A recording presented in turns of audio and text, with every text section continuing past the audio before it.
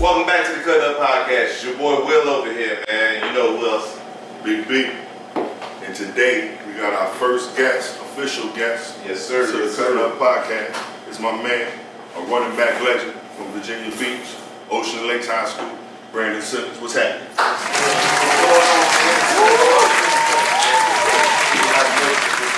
I was gonna say something. I had something planned, but thinking it in my head right now, it sounded weird. So that's why we just go off the top. Right. You know, big B with the podcast, man. I appreciate y'all having me on the podcast, man. Something new. You know, I'm just glad to be here. Thank you, my big brother. Thank you for coming, man. Right. It's my first one, so this means something to me too. So No I doubt. really appreciate it. No doubt. So look, man, I wanted to, well, first off, before I even start asking you a bunch of questions, because I don't want you to feel like you know the microscope. What we do up here, you know, it's called cutting up. We cut up, we talk about a bunch of, you know, bullshit for real. You know, just really try to give our own opinion on shit, you know, like this is a free platform. But for the most part though, what I like to get people out there to know is in the barbershop, I feel like it's the last place for the community to come together or to get, you know, that unity or whatever knowledge, you know what I'm saying, for a man, a young man or whatever. And so that's why I say it's good to have you to set off our first guest, because I know you got a hell of a story. You was a football player, and now you're a motivational speaker. Motivational speaker, also in the clinical mental health field. I'm saying, Yeah, brother. When I got the bachelor's and then, I'm saying, went back and got a master's. That's what's up. Okay.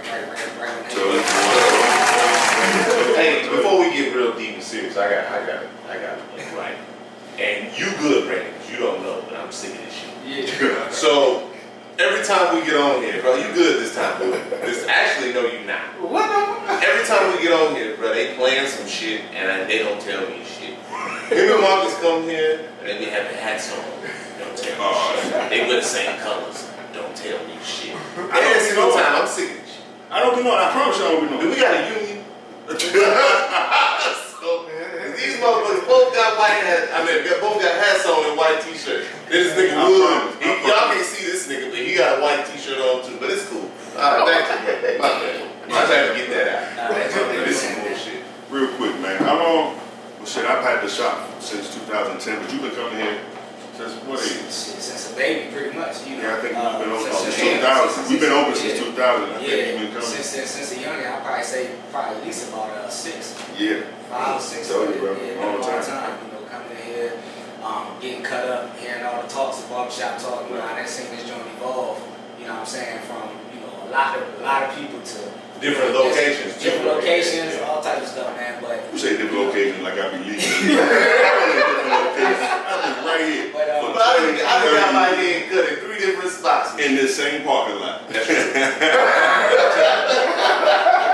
vibe in this joint never changed, man. Yeah. You know what I'm saying? Authenticity by everybody in here, man. It's always been love. So One thing about it, you gotta be real coming in here, because if not, Right. you gotta touch skin, you know what I mean? Right. I'm your barber. I'm gonna leave it at that. Now, but real quick, so look, I know you since 6. Was you playing football already? Like, you was already playing? We was out playing at Smith Quill, go back and run. You know what I'm saying? I was good, you know. And then, you know, I went and started flag when I was real young. Started flag, and then from flag went on to Mighty, the junior Pee-wee, etc. And I was playing Pop Warner. When did you pick your position?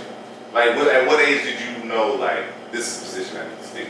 So it's actually funny because, like, when we was playing in the hood, you know, back in the day, everybody used to call me best. Because every time they try to tackle me, like, nobody could tackle me. I was like the youngest dude out there, but I was hard to tackle. I just had that balance, natural balance. So I think I kind of like figured that, you know, just off that. Yeah, just playing outside with the rest of the crew, and you know, the naturalness of me just being able to be shifty and, you know what I'm saying, quick on the feet and stuff, it just came natural. So I think from there, you know, I just kind of fell into my position, you know, and then on top of that, I always was just built like, you know what I'm saying, a running back. Running back, right. Yeah. Is that frame? Did you only want to play that though for real when you started?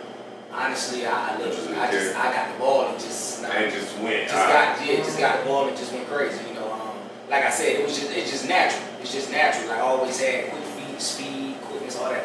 and I was always shifting. So, you know, outside playing, it was just like, you know, you want to have all the moves, you want to like touch you, you know what I'm saying? Like, and I always was able to be elusive, cut, etc. So it just kind of was natural. Now, did you ever play defense? I played defense like when I was in Little League. Yeah, Right. it was like everybody. That's what everybody's like, We played everywhere. Like I played linebacker, corner, D line. I was just good everywhere. But but ultimately, you know, as you get up and you know continue to go up in ranks and you know different levels of football, you know, you get to see what your position is. Exactly. Yeah, that's what I be trying. I used to tell my nephews that when they was coming up, 'cause they used to be so adamant on playing one position. I'm like, you might as well learn them all because you don't know what size you're gonna end up at. So it's good to know the game. And like he said, the point he alluded to was frame. He said he had the body. Like these kids are growing in, you could grow into something. You know what I'm saying? And the coach will know sometimes, know where to put you better for the team. You know what I'm saying? Yeah, in some positions, you know, some positions you can tell, you know, if a person got it or if they don't. Right. You know, like a person who's a quarterback, you can't really like, I wouldn't say like develop it. You just have to have it. You got it. You know Yeah, intangibles. Yeah. So some positions can be, you know, taught, but there's a lot of positions that you just gotta have a naturalness for it. You just gotta flow. Would you say your transitions from each level was easy, or was you always above, or when did it? What do you think? Like, did you always have to work hard, or did it come easy to you? So I would say. Do you consider yourself like a natural athlete, or did you always feel like you had to work hard to do what you did? So I was always natural as like an athlete. Like I always had natural balance, natural quickness, natural speed, natural cutting ability, natural vision. I always had all of that. But I would say, you know, when you move up to the different levels of football, you know, to from high school to college, that's when it gets very technical. So, you know, it's not just get the ball, hit the corner. It's get the ball, let the play develop, hit the hole. You know, you also because now everybody's a little bit more talented. Everybody's smarter, everybody's faster. Right. And you know, at this point, it's about you know being able to let the play develop rather than just try to juke everybody out of heads. Right. So I would say, like you know, as time went on, it did get harder in the sense of I had to learn. Oh, it's not just my ability. I had to learn how to study my craft, study people before me, study film, be able to break down certain things in my game that I can get better on, watch film and be able to break down defenses, read different, you know, coverages and things like that. So, you know, as you go up in ranks, it gets more technical. Right. It gets more technical. All right, yeah. Did you have any major injuries? I did. I know most running backs. Early in your career or later? Later. All right, before we go into all that, because it might turn into a whole nother conversation. Right. So look, so we played for middle school or junior high. So I actually didn't play middle school. You played. I played Pop Warner. That's right. Okay. So I was in Pop Warner. I played for the Beach Mustangs. I was in Pop Warner, and I was there. I was in Pop Warner, you know, from probably like 6 or 7 at the flag all the way up to about like 14. Okay. And that was when I went to high school. So then I started playing high school in 9th grade. Yeah. Did you start immediately, or did they keep you on the bench? I didn't start immediately. When I got there, I remember having that Pop Warner mentality, and the first thing they was telling me was like, "Yo, you gotta get rid of that. Like, that mindset of get the ball, go hit the hole. You gotta be able to read these defenses, read these coverages, be able to get the ball, make plays, but you gotta let the play develop. You gotta be able to, you know, it was just more technical. So as you know, a youngin coming up from you know being a freshman in high school, like working my way up, it was like I had to really learn how to be coachable. Right. So that was 9th grade. So 10th grade. So how long did it take for you to get your shot? And then it was there. It took for me till about my junior year.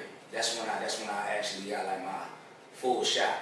Now what year is this? Because Ocean Lakes was solid. Yeah, Ocean Lakes was solid. Yeah, it was very solid. Because I remember, so 2009, that was the year of Justin Hunter. Justin Hunter's year.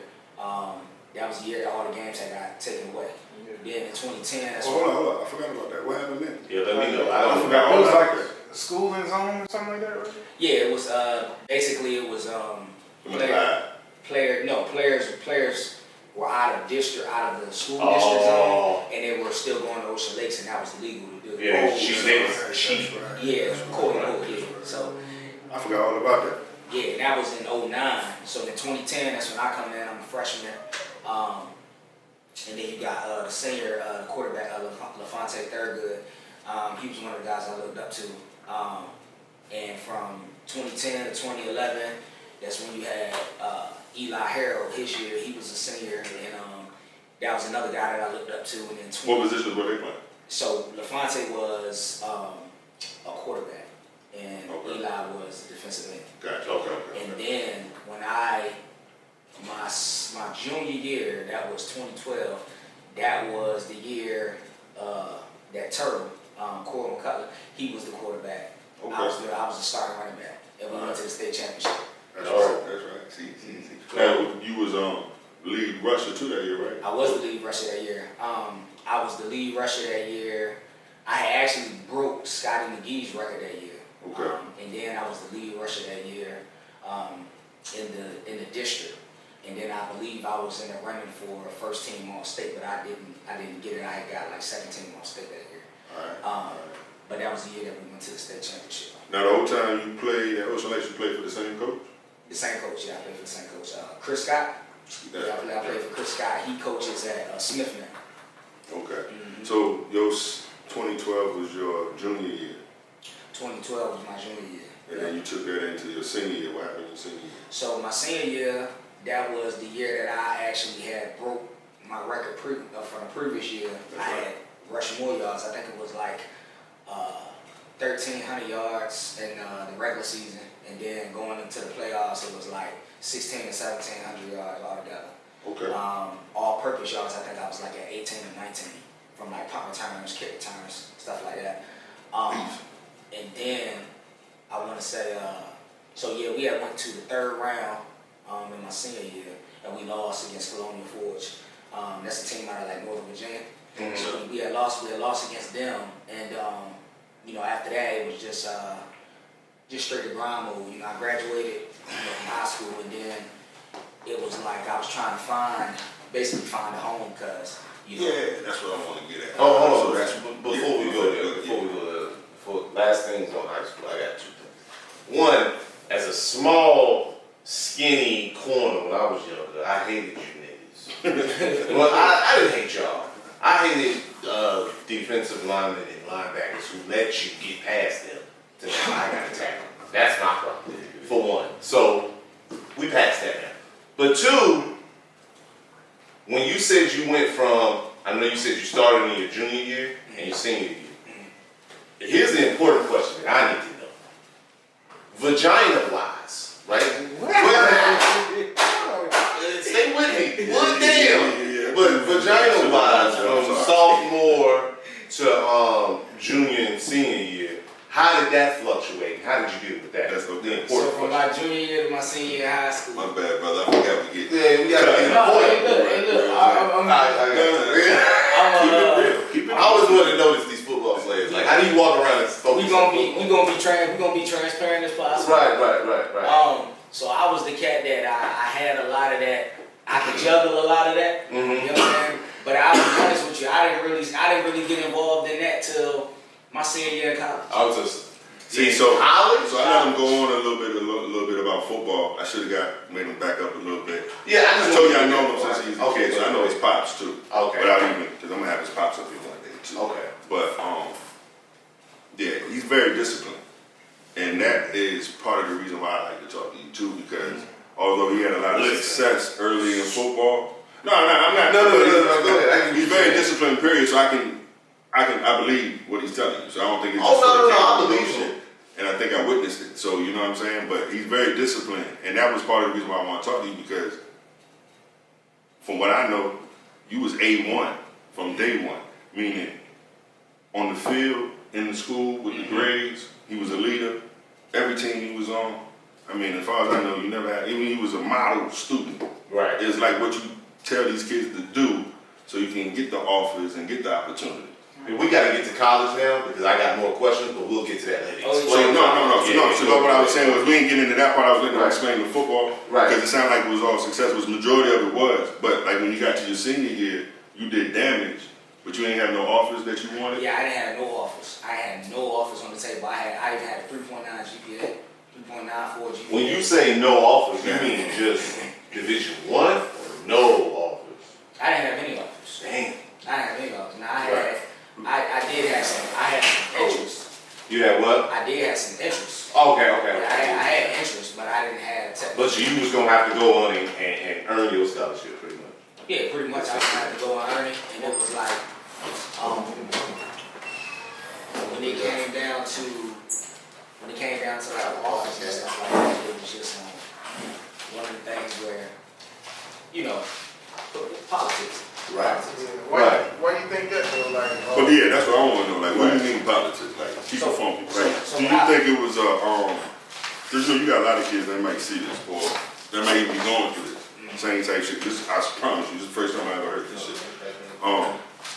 Knowing that you did everything right, meaning your job. Yeah, why you think there was no offers? Like, you don't think it was you, do you? No, I don't think it was me at all. I mean, sometimes, like, I learned a lot. Like, how do you think you fell into the politics as a person? Because you did what's right. Usually, like, there's some people that don't, know what, just how they jump out with it. Right. Look at it like, you fall into politics when usually you do something wrong or, you understand what I'm saying? There's a hiccup along your path to get there. You didn't really have that. You really was, I was really legit. That's what I'm saying. Legit. Like, there's it's crazy. There's people who have labels, and there's people who actually live what their actual label is. I was a person that actually lived what my label was, like literally a student athlete. Like, that's what I actually lived on every single level. However, the thing that I didn't understand, that I had to learn through college, was that a lot of this stuff is political.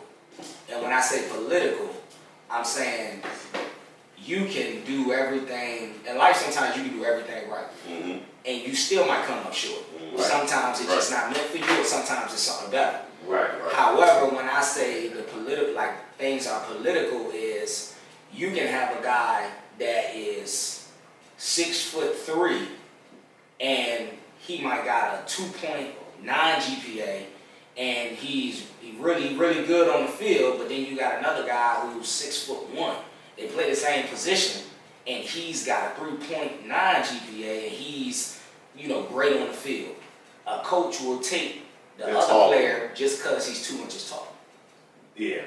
So when I say you don't get no offers because of that. Nah. It happens. That's what it was. It happens. It's because they're not gonna take the time to invest in you. They're just gonna come look at these numbers on a sheet and not get to know you. You know what I'm saying? So and that's true. But a lot of times what they don't tell you is that a lot of this stuff is it's about money. Yeah. It's about money.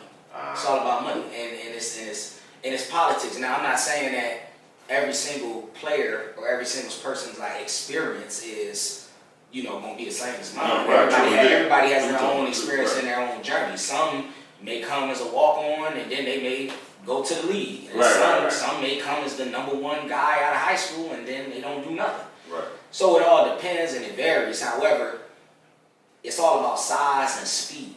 When these coaches, when they're trying to look at, who they're trying to take, they'll tell you, they'll bring you to camps and they'll say, it's about your grades, it's about the type of person you are, which it is to a degree, but ultimately, they looking at who's going to generate that money. Right. They looking at what you can do for them. Not so much of you could be a good person and a good model, student athlete, etc. But who's going to get them wins? Who's going to sell? Who's going to sell? Who's going to get them wins? And when it comes down to it, it's like survival of the fittest. Because see, these coaches, they go and it might get political, but you know what they say, it's no friendship in business. Right. So a lot of times it's never personal, it's just business. These coaches have to recruit the best people who they can find that's gonna help them win, because winning helps them what? Keep their job. They gotta keep their job to feed their family. So it's a business. What about the buddy system they're talking about? Is that true? The buddy system. Like, when they recruit like a top athlete, they can bring someone along with them to sign. Oh, that's true. Yeah, that's true. Oh yeah. So like who's To down keep with them that? happy. Coaches or like who does that? Like who's the guy that makes sure that y'all are even looked at or even knows after you do the work? Is it any of the coach? The guy that makes sure. Like the scouts come out. Or they get the looks. How do you get the looks? Now you referring to the college level or the high College school? level. So, you know, you get looks based off of your interest level, and you also get looks based off of like your film. The people who like, I guess, put us on the map or put us out there are, you know, our coaches. Sometimes, you know, it's They drop the ball. Say it again. You think they drop the ball? Right. Coaches. Excuse me. Pertaining to who? Well, you think they drop the ball with you? I'm only talking Do about they drop the ball with me? Yeah, I think they drop the ball. I'm asking your opinion. So, on the college level, No, see, before we get there, I'm talking about your high school coach. Do you think before Do I think he you got it, as far as the offers go, like don't you think you should have at least more looks? sometimes I think that he could have did more. Not like pointing blame, but just on some for opportunity purposes. Because you did your part. Don't you think you should have more opportunities? I definitely believe that I should have had more opportunities. And like I said, I think that there could have been more that could have been done.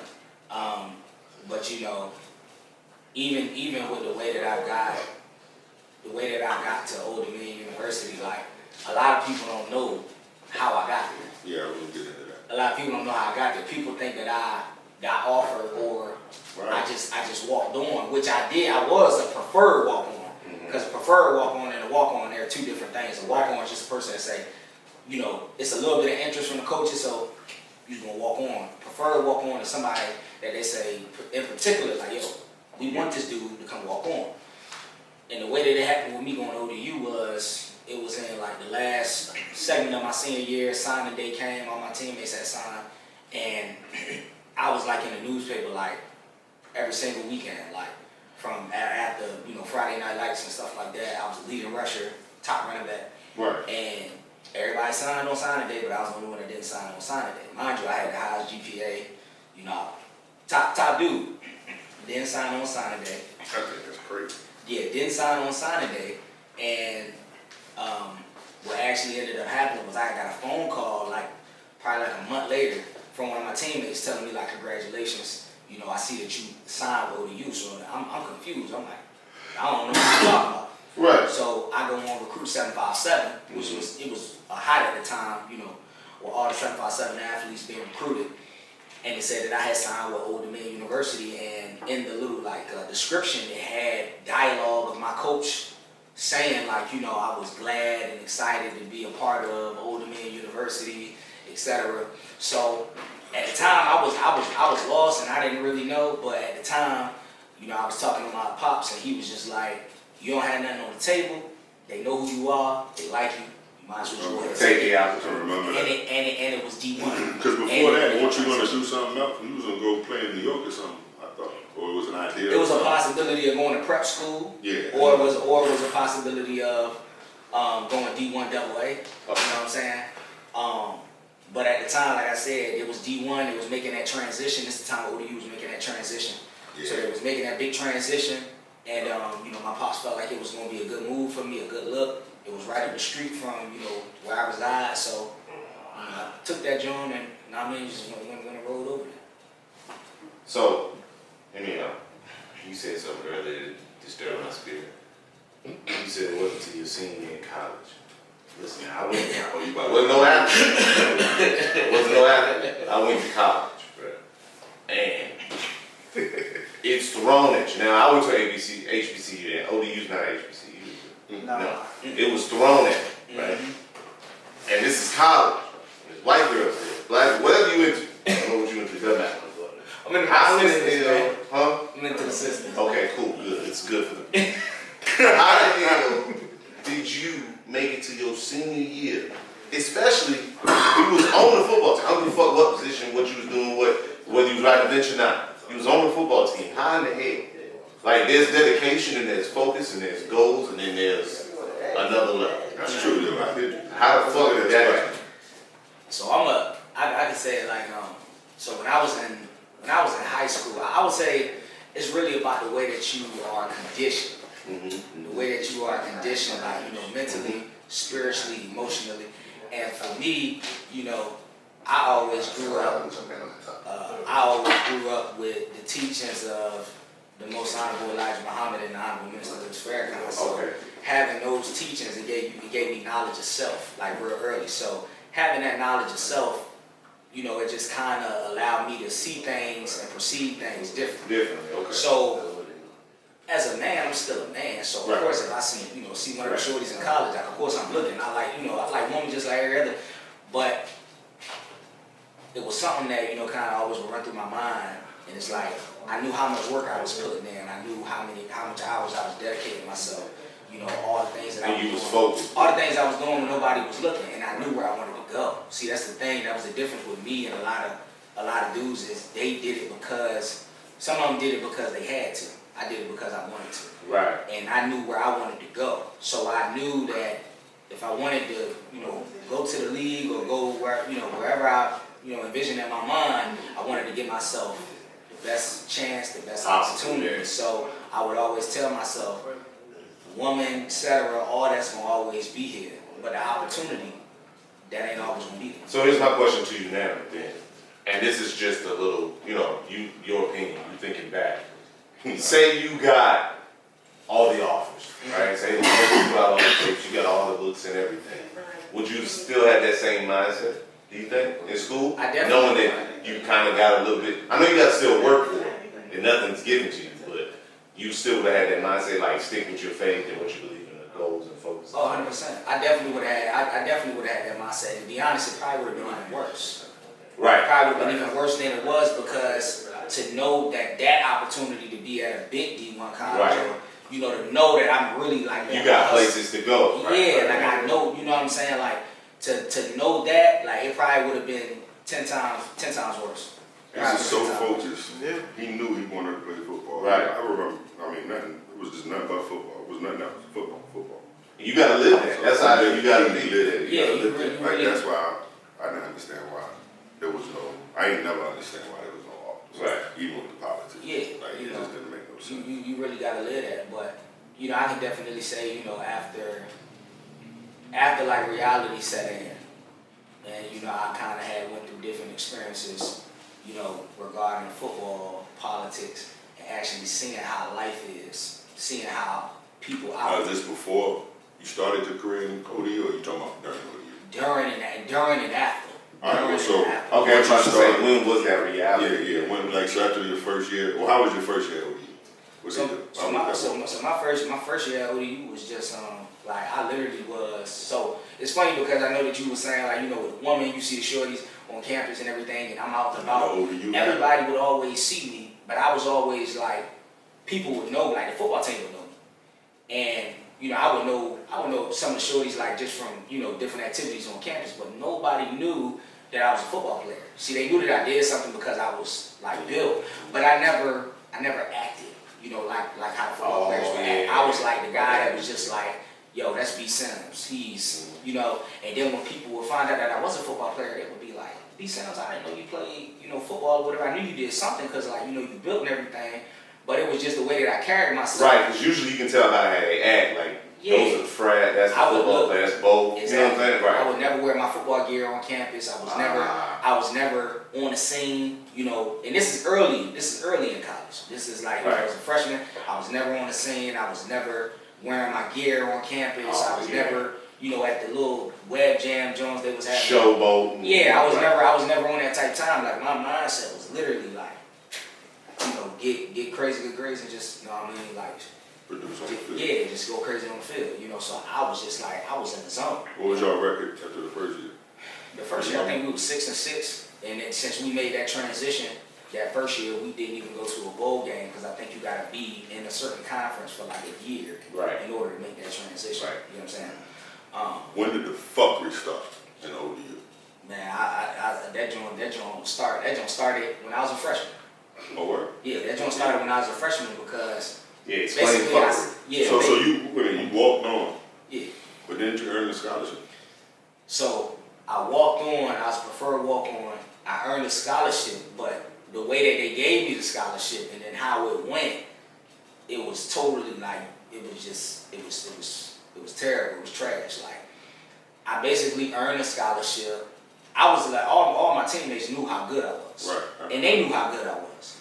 However, again, it comes with the politics where you got people that's coming in, freshmen that's coming in, then you looking at, you thinking about your future as a program, your future as a staff, so you're gonna manage your money the way that you wanna manage that money. It comes to politics. It come to politics. So it's like, if we give this guy money, then we can't give this guy money. If we give this guy money, then we gotta wait and give this guy money. And what it came down to was, I was a guy that earned it, even in high school, earned it when I got there, had one of the highest GPAs on the team, never was in trouble, always, on my grind.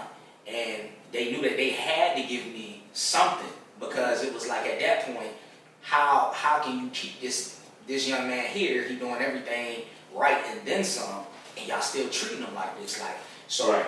Was that the year that every time you touched the ball, you gave him something positive? Yeah. That was that year, right? Yeah, every time I touched, I gave him something positive, and it was in practice. So what happened was, my freshman year, I went home, I trained in the summertime, and I ended up overtraining, and I pulled my hamstring like 3 weeks before camp started. So when camp started that August, I went back and I thought that I was healed up, and I got to running, and then it started aching me, and then had to sit out. So I sat out for like 2 or 3 weeks of camp, and then I came back like the last week, and then that was when I tore my hamstring. I ended up tearing it. So when I tore it, and then the scholarship that I would have had that summer, they ended up giving it to another kid that came from CNU. So at that point, it was like, I had so many emotions just running through my mind, like all this work, all this time, all this effort, et cetera, everything that I done put in, it's like, damn, like, They gave it away. Nah, I wasn't gonna quit. I wasn't gonna quit. I just was, my spirits was low. I just couldn't understand, like, Why does that happen? why this had to happen after everything that I did, after everything I've been through, I'm saying? Like, doing everything right, like, where did I go wrong at? That was the question I was asking myself, That's not your fault. You don't think that was your fault to this day? No, I don't think that it was my fault. As far as getting hurt? No, I don't think that it was my fault. I think I had to realize that, life is life, and things just happen, and sometimes you can't worry about the things that you can't control. You can only worry about the things that you can control. Right. And at that time, I knew that I had trained real hard, and I think that I might have overtrained a little bit, and it probably caused my injury, but I did it all for a good cause. I did it because I was working to get that scholarship. That Sacrifice your body for the scholarship. Exactly. I was working to get that money, that scholarship. I didn't want, my mom, so, my family paying for my school. So it was already brought that. Very expensive. Yeah, it was already brought that home. So. Intermission real quick. Yeah. I want to know. I got my. So look, I definitely got busy though. I definitely got busy in my senior year. I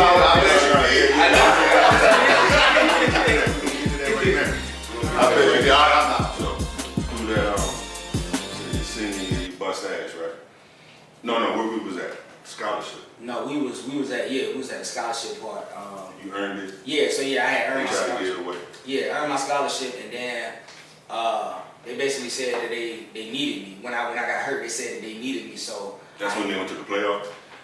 that was the year that they was trying to go to trying to get a bowl game. Okay. So they said they needed me, and at the time, I was a young and I didn't really know the political side of things. So I'm just like, You just want to play. I just want to play it, and I'm like, I'm going to give it all to my team, without just being a stand-up. So I ended up giving up a year of my eligibility, for the betterment of the team, from what they said to me. Right. So I ended up giving up a year of my eligibility. So my sophomore year, even though I was hurt the whole year with the hamstring issue, they ended up giving me a scholarship because I gave up that year by coming back, even though I was still hurt. Okay. So my junior year, that's when we went to the Bahama Bowl. Went to the Bahama Bowl in my junior year, and then once we went to the Bahama Bowl in my junior year, we came back for IPDs, which is individual player development meetings, where you meet with a coach and they dialogue about your progress, different things that you got to work on. So I had that meeting, and in that meeting they just told me, cut and dry, that we gonna have to take your scholarship. So at this point, I'm confused. I'm like, so y'all give me a scholarship, and now y'all taking my scholarship. But y'all taking my scholarship off of the strength of what though? Right. Never been in trouble. Never had bad grades. Right. Never did anything wrong, pertaining to the team. I done everything right. So what is the reason why you gonna take my scholarship? You see what I'm saying? So when they couldn't give me a legitimate reason. Did you ask me that to their face too? Like, Yeah, I asked them that to the face. Like, okay. I didn't understand. They couldn't give me a legitimate reason. I never even. Through that, you said your senior year, you bust ass, right? No, where we was at? Scholarship. No, we was at the scholarship part. You earned it. Yeah, so I had earned my They tried to scholarship. get it away. Yeah, earned my scholarship, and then they basically said that they needed me. When I got hurt, they said that they needed me. So that's when they went to the playoffs.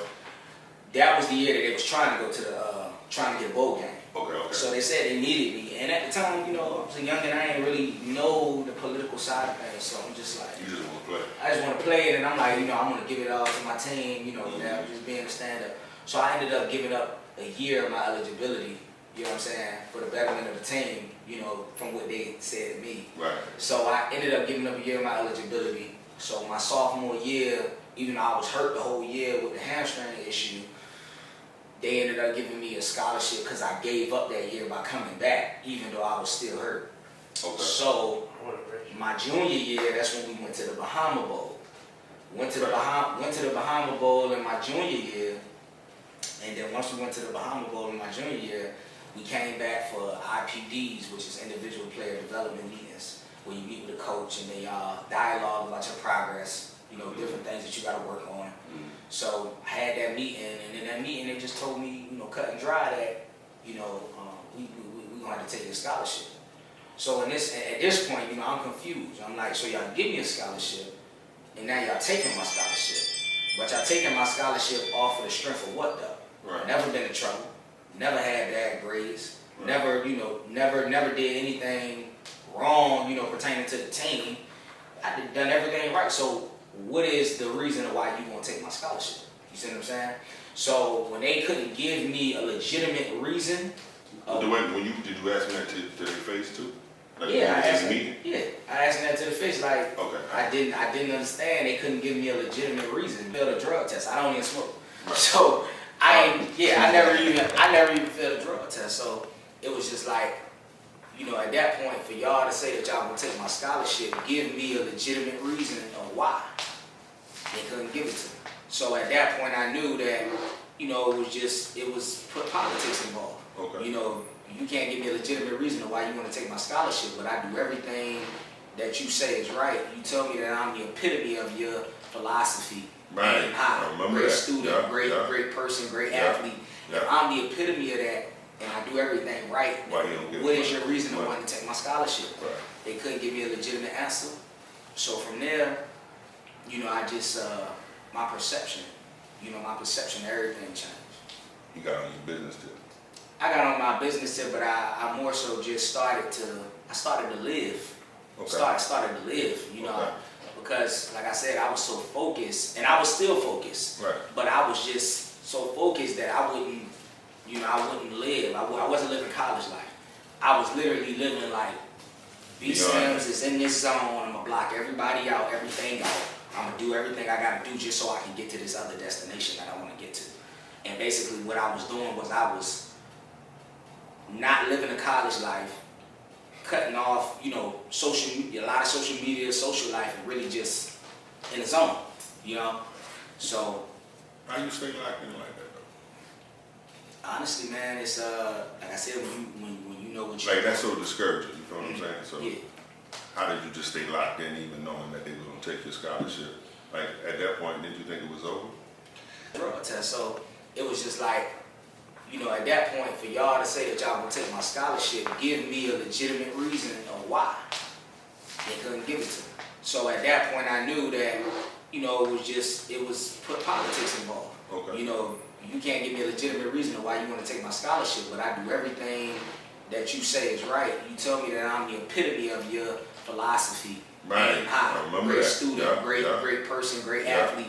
If I'm the epitome of that and I do everything right, Why you don't get what money? is your reason to Money. want to take my scholarship? Right. They couldn't give me a legitimate answer. So from there, you know, I just, my perception of everything changed. You got on your business tip. I got on my business tip, but I more so just started to live. Okay. Started to live, you know, Okay. because like I said, I was so focused, and I was still focused, Right. but I was just so focused that I wouldn't live. I wasn't living college life. I was literally living like, B Simmons is in this zone, I'm gonna block everybody out, everything out. I'm gonna do everything I gotta do just so I can get to this other destination that I wanna get to. And basically what I was doing was I was not living a college life, cutting off, you know, social media, a lot of social media, social life, and really just in the zone, you know? So, How you stay locked in like that though? honestly, man, it's, like I said, when you know what you Like, that's so discouraging, you feel what I'm saying? So, yeah. how did you just stay locked in even knowing that they was gonna take your scholarship? Like, at that point, did you think it was over? At that point, you know, reality had hit me that, you know, everything that I thought of, like, what I thought everything was, it wasn't what I thought. Right. So, at that point, reality set in, and it was just like, I kind of had got like I started walking with a chip on my shoulder. I developed like a different swagger, got like a chip on my shoulder, like, and it was to the point where it was just like, you know, I had a I don't care mentality. Not a I don't care mentality as like, you know, I'm not going to do, you know, I'm going to step outside my morals. Right. But I'm saying like, I don't care mentality as like, I'm going to walk around with, you know, kind of a cocky mindset, not in the sense of like, I'm not humble. You're not gonna let them break your confidence. I'm not gonna let them break my confidence. Gotcha. Like, so I had to kind of walk around with, you know, the mindset of like, I'm the best out here. Nobody can touch me. Nobody can see me like, and I know my potential. I know what I can do. And it was just like at that point, it was like, you know, just go out, just live. You know, just live. That was dope. So that was your junior year. So you left, that was junior year. My So then junior senior year. year, you got to eat it up a little bit. So my senior year, I did get to eat it up. I was eating it up real hard, and I went, and I remember, you know, after that meeting that we had, and they told me what they told me. You know, they were saying that basically after the spring they was going to reevaluate me and see if they would let me keep my scholarship. So I killed it in the spring. Was it a particular play that they liked that they might have brought up, or they were just the whole? Just everything. They was looking at my demeanor. They was looking at my attitude. I just came with a different swagger, different person. You know what I'm saying? Do you think they were just trying to see if they could break you the whole time, or see if they was just? I think they wanted me to leave. You do? I think they did it so that I could leave, because they thought that I wasn't gonna leave. So they did it so that I could leave, and they even offered to help me in the process of trying to find a place, you know, that would take me so that I could play. Because they told me straight up that I wasn't gonna play. So, you know, this going into my senior year as a junior, from a freshman that wasted all these years grinding and striving, and then y'all tell me I ain't gonna play in my senior year. So that was strategized, of course. Y'all gonna wait till my senior year to tell me that so that, you know, I make that transition and go and leave. Peace. Make that so that I can make that transition and leave. Shut this nigga up. You good? We'll edit. So yeah, they told me that so that I could make that transition and go ahead and leave. And I didn't leave. System. Yeah, like I They couldn't break it. I went against the grain. You know what I mean? Like I never folded. So now after your senior year, we get to the, you got, what is it? Well, you got the draft, but before you get to the draft, you have scouting day, or what is it? So it's actually funny. My senior year, because I actually had a redshirt year. So I actually had Oh yeah, two that's right. transfers. Yeah, that's right. So my Yeah, hold on. Yeah, that's right. Because you had to fight for that. Yeah, you had to fight for that. Yeah, that's right. redshirt I year. missed that. I'm sorry, I skipped over. So my senior year, I actually came and I was killing it. Yeah. And I was actually supposed to start one game because I played against Tech and I killed it against Tech. Yeah. And I was actually supposed to start the next game, and then I ended up finding out that I had a herniated disc in my back, my lower back, my lumbar spine. And they said that if I got hit the wrong way, that I could potentially be paralyzed. So I had to sit out for the rest of that season, and then I had to fight. I had to fight for my 5th year to come back. So when I was fighting for my 5th year, they told me that you're not gonna get no scholarly. We gonna have to take it. Like it's nothing that we can do. I said, cool, go ahead and take it. I said I'm good because I said, you know, I know what I could do. I ain't worried about that little bit of money. If I sacrifice this, you know, this time, this effort, give everything I got, I know that with my talent, I could do. You know, I can get it done. Yep. So ended up getting my red shirt year, and my last year, my 5th year, they ain't played me that one time. So, and I believe they did that off of the strength that they knew that I was good. They knew that I could produce, but they had young guys coming in. They wanted to get them acclimated. They had more of a future.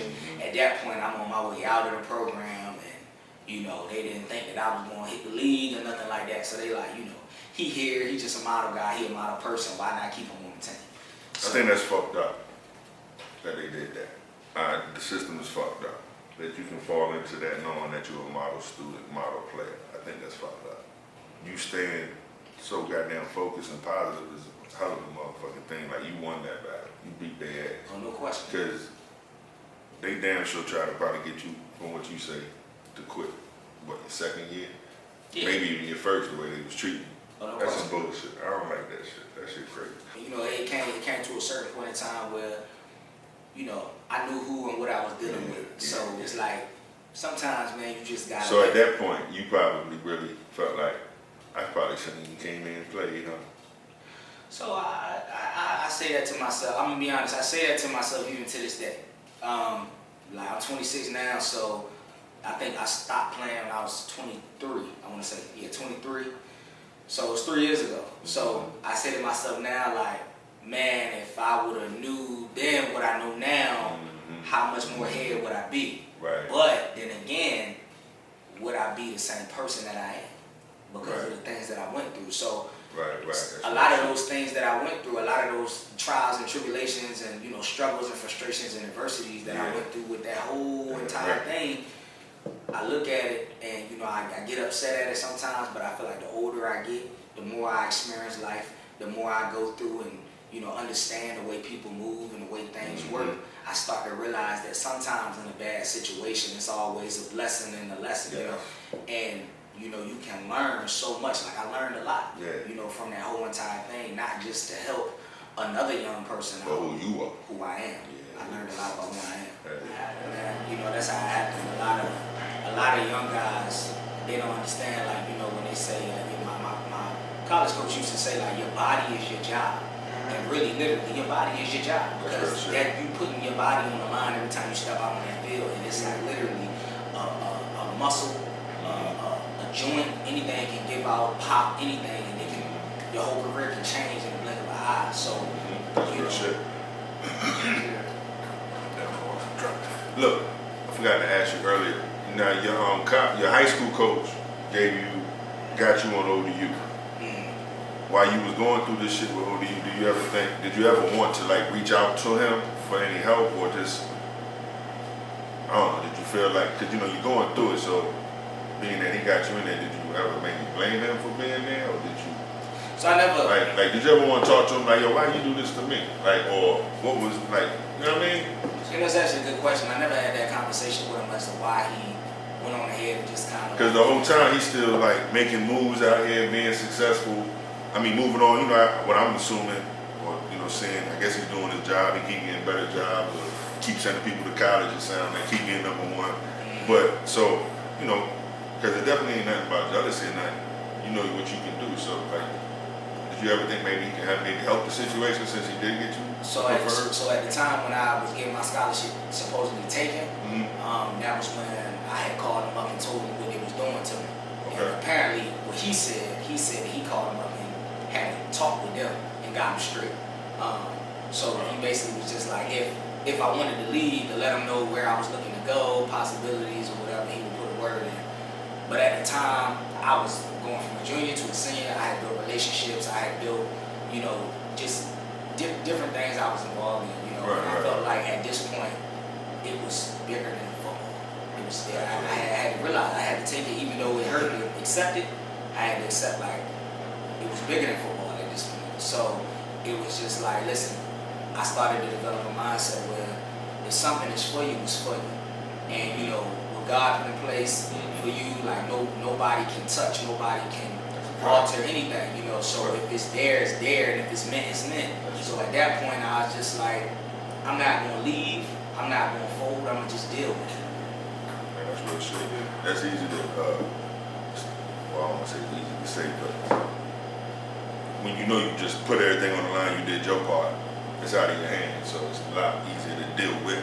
Right. You know what I'm saying? For self purposes anyway. Yeah, that's 100. So now we get to, we passed the senior year, we going into, now you already know, I know you living like, you pretty much are looking past football. I pretty much know, probably from the inside, mentally, you really didn't really probably want to do this no more because of the politics. So By the time the scouting came, by the time we got drafted. So when it came time for pro day, so pro day is you know when the scouts come out and they evaluate everybody, they test your bench, they test your 40, they test your broad jump, they test your shuttle, and then they see what you can do, running routes, stuff like that. So it came to a certain point in time where I was like, I ain't had no film, I ain't played my red shirt year. Right. I got hurt in the beginning of my senior year, and I was like, at this point, it ain't no point in me doing it. But of course, I was talking to Pops, and he said, look, you put in too much time, effort, and work, too much of the grind to just not do it. He said, go finish it out, because he said down the line, you'll look back and say you wish you would have did it. Right. So I, you know what I'm saying, put my head down, went to the grind, trained for pro day, went out there, killed the pro day, killed the whole pro day. And I had a scout look at me, and when I did the bench press, the 225, I did it doing like 24, 25 times. Okay. And I weighed in, at that time, I weighed in at 188, but I walked around at like 200 pounds. Okay. But for pro day, I was like so cut up and fit that, I ended up losing, at least about 10, 12 pounds. So I benched 225 at 188 like 24, 25 times. And then I had a scout that was, he was really like impressed. And, they was looking at me, watched the rest of my pro day. And, after that, I waited for a phone call. I prayed and waited for a phone call, was hoping that I would get, just even a tryout. Like, just to say that I actually hit every level. Right. Right. But unfortunately, it ain't work like that. I ain't received no phone call. Nobody called my phone that they had no interest. They threw shit in the game. Yeah. So, I believe it. Let's put it out there. I think they put shit in the game. Yeah, so I think they threw shit in the game. They blocked. Not blackball, but they cop blocked. Yeah. They cop blocked. Yeah, it does happen. My high school coach told my college coach that I ain't shit, that I don't know, that was too big-headed. I was like, bro, what? I'm a freshman, you supposed to be helping me out, bro. Like, told me that, Way they do things. But nowadays, I can see what you mean though when it's politics. Is all it is numbers to them. And it's a job for them to keep. You know what I mean? So it's a business. Yeah, it's strictly a a business. And that's real shit. So that's the house. So now after that, you graduate. So now by now you already know, I'm going to go back to school and do this. So at this point, man, like, pro day over, didn't get no phone calls. And then even at this time, it's crazy because I was dealing with, the little situation with one of the shorties I was dealing with. So, having that situation on top of, the football situation, I was in like a real deep state. I don't want to say depression, but I was really like, low. My spirits was low. So I was really trying to, just maintain, really stay strong and, stay positive. And at the time, I didn't have no money because I was coming out of football. I had no scholarship, no nothing. So I was really starting from ground zero. I ain't even had no car at the time. So I was starting from ground zero, and I said to myself that I didn't go to the league, didn't get no shot, and at this point I'm like, I had a little situation happen with a shorty that fell through. So at this point, it's like, I'm just literally by myself in my own head trying to. You almost feel like you got to reinvent yourself. Yeah, reinvent. Yeah, like it's funny because I always say for a lot of football players that, if you ever heard that, you know, a lot of football players, they die twice. Because you won't die in real life and you die as a football player. It's over. Your career's over. Like, that life is over.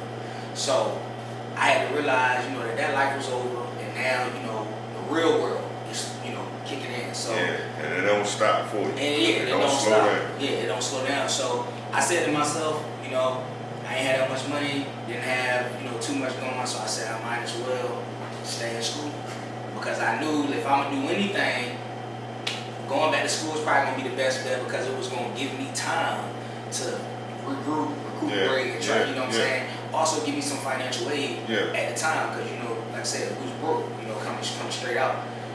So I went and did that. Hold on, let me stop right there. Right there, that decision right there, that's how you know you was focused and had discipline all your upbringing and throughout up to that very point. Because most times, even before even that point that you got to, most times cats would have threw their hands up and said, the hell with school. I'm gonna go back out to the streets and just, you know, probably even start drinking or just whatever. You just start to work entry-level job. You know, you ain't even got no real, because like you said, you die, you know, your career is dead, so you feel, your confidence is low, so depression kicks in. So if you ain't got that discipline or that, what they call that instinct, that wherewithal. I call it the it factor. Yeah, you know what I'm saying? Exactly. I call it the it factor. That's a true fact. Not everybody got it. Not everybody got it. That's a true shit. Because we see a lot of motherfuckers, you know, that used to ball out, and you see them today, they don't look nothing like they used to look. They don't even look like whatever we hear about them. Hell no. You know what I'm saying? So to know that you still stay locked in, that's a hell of a transition. And now you are. What came first? So after you maybe, you know, going into the transition, did you get right back into school, or did you start working? I went right back into school. I That was literally smart. went If right you know, back into school. if not, it probably would have went left some kind of way. Not you necessarily, but just I just knew it would have. It would have been a lot harder. It would have went left in you the would've- sense of like not saying what I would have did, but it's no telling. You know, when you know, when you're back against the wall, you're under pressure like that, and you know one part of your life is over, and you know you don't really know. Because ain't nothing out here. Because if you would have not stayed in school and then came out here, you know what I mean, came home, been around everybody, that ain't doing nothing, you would have became that. That's what I'm saying. So it's good that you said, I'm going to stay in school and go right to it. No cap. That was a motherfucking lifesaver right there. Yeah, no cap, because a lot of cats are possible to be dead or in jail, or you know, probably around here with somebody pregnant, and then they can't take care of themselves. Now they can't even get a real job because they gave up on it. Exactly. So, and it's not even that. Well, they gave up, but it's because of that's all right. So yeah, I graduated with a bachelor's, and then I went straight into the master's. My bachelor's was in psychology, and then my master's was in the clinical and mental health field. Okay. So it's actually funny because, you know, at the time, even with my majors and stuff, like I still didn't really know what I wanted to do. It kind of just happened. Now that's interesting, because the way the story goes, it's not cliche, but it's almost like the irony of it. You know what I'm saying? How that's what and here you are. Yeah. And that's perfect, because you know you had to be strong mentally. So you definitely, and you come from, you know, having to do it all and then being let down. Exactly. And so you can definitely relate to whoever you probably need to help, especially if you're coming from sports. So just not even sports, just anything in life that you thought you was gonna do and then get let down. And it's just like, what else do I do? Because a lot of people take failure as like it's over. Like you can't do it again. And in some things you can't. Because like in sports, you only get a time. Well, they got a 2.5 year from running backs anyway. Yeah. You know what I'm saying? If you did go in. So you still got to have your mind set on what you're going to do after. Whether you got money or not. And it's like facing defeats and disappointments. You know what I'm saying? Like, it's hard. You Like know a what I mean? motherfucker. It's hard. But you made the right decision. So now you're a motivational speaker? You So, go around talking to kids or adults or whatever you can. So, like, you know, again, man, I mean athletes, really. yeah, like, everybody. Everybody. And it kind of, you know, like I said, that's really always who I was. It's always who I've been, like, you know, leader, motivation, counselor. It's actually funny because my middle name is a Muslim name, Rashad. It means wise thinker, counselor, one who leads a righteous life. And like the counselor part, I know that's me. You know what I'm saying? And the motivational side That's me. Mm-hmm. So it was something that I always would do, but I wasn't conscious to what I was. What you was doing, because it just come naturally to you. So then when you find out, oh, I'm in school for this, ain't I gonna make money off of what I naturally do? Off You of about that, to yeah. fuck up the game, Yeah, just so- like you did in football. Yeah, so it was like I took all that energy, you know what I'm saying, that I had harnessed up from, football, the disappointments, the defeats, and I just put it all into something else. And that was the transition that I had to make. As far as like, the motivational side, it just took off. It just happened. It's too easy. Because you can talk to them. You can talk to them from coming from experience. I always say that. Cats like, what's my man named? Eric Thomas, the football player. He's so serious with his shit. But I feel like they were so relatable because they telling you the real whether you want to hear it or not. But it's relatable regardless. Yeah, you related to because you can tell they've been there. You know what I mean? I feel like if you've been there before, it's the only way you can help people. Yeah. It can't be textbook. You can't only be textbook. Yeah. 'Cause I know that works too, but that shit don't work on everybody. Not on everybody. You know what I'm saying? I gotta know that I can Yeah, I talk gotta to feel you, it. relate to. Because even if I want to go talk to a counselor, I don't want to know that you just giving me book talk or advice. I want to know that maybe we had some similar situations. You know what I'm saying? So that's 100. Yeah, man. So you plan on, so like in that sense, like, so you're a counselor. Yeah, so I am a counselor. So right now I'm a QMHPA and an LMHPR. So that's a qualified mental health professional, work with adults, QMHPA. And then LMHPR is a licensed mental health professional resident, which you get your residency after you graduate with your master's, which I've already done. Okay. So now I'm working on my LPC. That's a licensed professional counselor. Gotcha. So now that I'm working on my LPCs, I'm just obtaining all my hours so that I can take the test that the board has to give me. Once I pass that test, then I get my licensure. And then once I get my licensure, that's when I can really start making the big boy moves. As far as like, opening up a business, opening up agencies, getting you get paid high salary and Grants, stuff all like that that. government funding, all Yeah, that real all- money is yeah. about to break the bank. That's what's up. Yeah, all of that, That's man. what's up.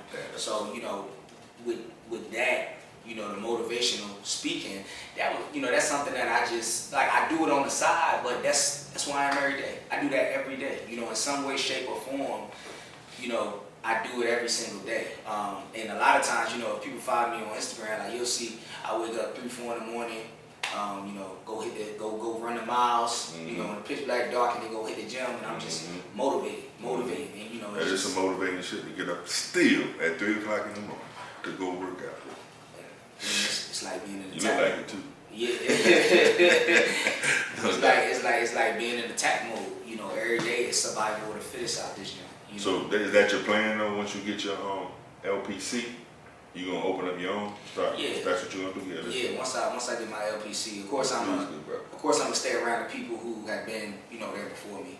Yeah. And the people who are successful in in that field, with having businesses and agencies, things like that. Of course I'm going stay in that circle. Yeah, there's so much you can do with that, bro. Oh yeah, no doubt. And I know. A lot. I already know. It's a I lot. already know. Yeah, I can't wait. Yeah, it's I can't wait. definitely. So how long you got till you get that?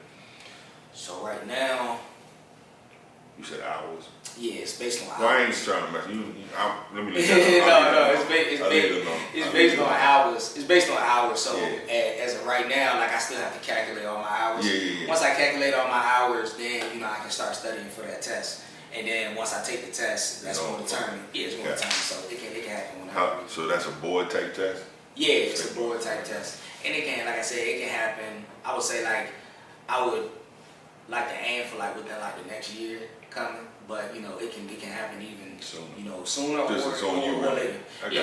I got you. You gotta get that study in there. Trying to develop, just trying to continue to develop, on all levels, not just me being able to just have the natural ability to speak and talk and relate, Right. but also being able to understand the clinical side, some of the book stuff, you still gotta know both. Yeah, you got to. Yeah. And now that you say all that too, I do believe my partner at the gym, my man Twan, I think his wife is doing, I know she's one of those. Like, cause she's in that same field. So as you saying all that, I was like, wow, this sounds familiar. She's not a motivation speaker, but she does Yeah, she counseling. does. She's getting her hours to get the LPC. or the LP, or one of them. Either the LPC or she might be a LCSW, licensed, I think it's a licensed clinical social worker. That sounds like it too. Yeah, LCS. Well, I know it's in the same field though, because she definitely went to school. I believe she went to Regency for her degree. But word. Hey, how long we been up here? Like almost. Time be flying. Yeah. All right, because I ain't trying to, you know what I mean? Oh, no, I'm trying to make it solid, but you know. No, I was letting y'all get everything. Yeah, no, I want to make sure I hit on. Yeah. I know I was gonna ask one question though about this counselor. I forgot, man. Hey, you ain't got nothing over real quick. Man, tell people where they can find you at. Yeah. Well, I mean, can you do that, or is it supposed to be out there like that? What? Where you work? Oh yeah. Like I can you can shout that out there. Yeah, I can definitely tell people where they can find me at. And then if you want them to follow you on Instagram. Like so you can follow me on Instagram at Rashad_X. And then I work for Life's Journey. It's located in Norfolk, right around the Tidewater area, and it's close by military also. Military by like Azalea Gardner. And you can follow that page too, Life's Journey Services. And we there to help all our clients mentally, medically, and emotionally. We just want to help people improve and change their lives, on every single level. And it's so many people that are in need of, the mental health. That's something that I feel like, a lot of people don't take as serious. But the mental health is extremely, extremely important. That's one of the reasons why I promise you. That's one of the reasons why I think I wanted to do this platform. Let alone set it off with you, but I swear that's the whole reason why I feel like we need this. Like, men, I feel like, we don't have nowhere to just be us. Especially just black, talk freely, especially what I'm black, saying? Amongst each other, Yeah. without feeling like, you know what I'm saying? We're gonna get canceled or, know what I'm saying? Exactly. Posted about or whatever. Exactly. So I definitely. I remember my question though. Probably, redundant or whatever, but for the purpose of the show, what would you tell any other athlete, young athlete coming that could possibly have these, because it all, this is your story, but some of these that have, some of these situations, it goes everywhere. I mean, everybody can experience it. No doubt. So, what would you? Obviously, you knew to stick to the script. You was focused, but what would be your advice? Because my whole thing is, I'm always saying stick to the script, regardless. Like, through whatever trial, tribulation, because it's life. Life is gonna have that up and down. I always say stick to the script. Oh, so I would always encourage any person, not even just a young athlete, but any person, just to stick to your script, of life, and to follow through even when it looks hard. Because a lot of times, we focus on the end goal rather than the journey. Mm-hmm. And the journey is what makes you. The journey is what allows you to grow into that person that later down the line you'll look at yourself and be like, damn, like that's where I was at. This is what I was doing. That's how I felt. Yeah. And the journey is like the most important part, like of all of it. And I can definitely say it's so many things that I could, want to say to a lot of these young athletes or a lot of these just people in general. There's so many things that I would want to say but it's like the best thing, like, is, control what you can control. Mm-hmm. And every day that's your attitude and your effort.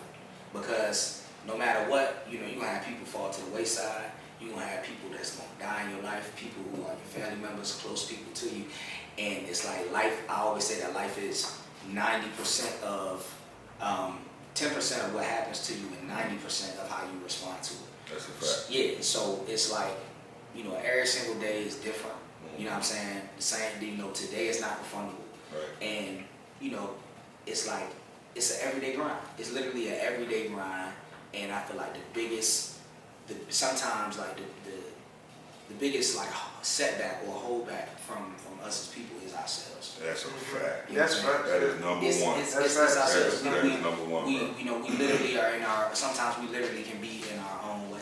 And we might be looking for answers and the whole time it's hidden, what I mean? We got to change up certain things.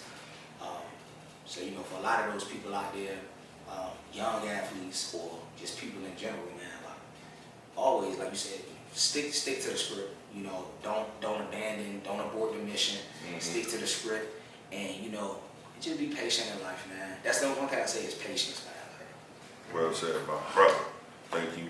And look, real quick, off that, I read it today. it was a little, I don't know, slow up. Something I read, it said, it was a word of advice. It said, just don't look back. Just keep looking forward. Don't look backwards. Because you can't do nothing about it. You can't. And, you know what I mean? Just keep looking forward. And that's pretty much sticking to the script, I guess. But you just thought that was cool. Because I know I look at the past. They say, don't worry about the past. Stop looking at the past. Stop. You know, when we do that, I think that's the number one thing we do. But I like to see growth too. That's what I'm like. No. Yeah. You gonna see that, but meaning, I think it more meant like, don't hold on to the past. Yeah. You know what I mean? Yeah. Because a lot of us, you know, we hold on to the past. That's what makes you. So, you know, you're holding on to it. But it's also hindering you probably from growing.